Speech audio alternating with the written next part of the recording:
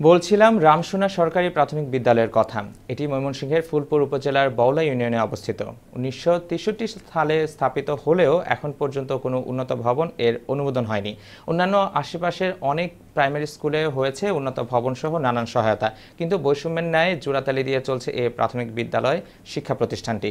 সরেজমিনে জানা যায়, এ বিদ্যালয়ে ৪ বছর ধরে নেই কোনো প্রধান শিক্ষক এবং বিদ্যালয়ের পাশে রাস্তা এবং বাজার হওয়ার প্রায়ই ঘটে নানান দুর্ঘটনা। অত্র বিদ্যালয়ের ভারপ্রাপ্ত প্রধান শিক্ষক জানান, আমাদের স্কুলের জন্য রাস্তা এবং বাজারের সাথে একটি বাউন্ডারি এবং উন্নত ভবন সহ প্রধান শিক্ষক প্রয়োজন।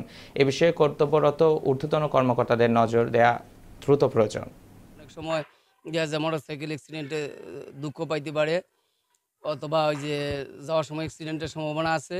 এই জন্য মানে বাউন্ডারি হইলে হয়তো বাজার থেকে হয়তো বিরত থাকতো, একটু সুবিধা হইতো। আর হইলো হয়তো বিল্ডিং নাই, অনেক সময় পানি পড়তো, এখন আবার রিপেয়ারিংয়ের মাধ্যমে পানি পড়া বন্ধ হয়েছে। এই টিন তো আর বেশি দিন থাকবে না, হয়তো একটা বিল্ডিং হইলে আর কি ভালো হয়। নতুন ভবন হইলে সুন্দর হয়, আমাদের ছাত্র সংখ্যা অনেক, উপস্থিতিও ভালো, বিল্ডিং হইলে আর কি সুন্দর হয়।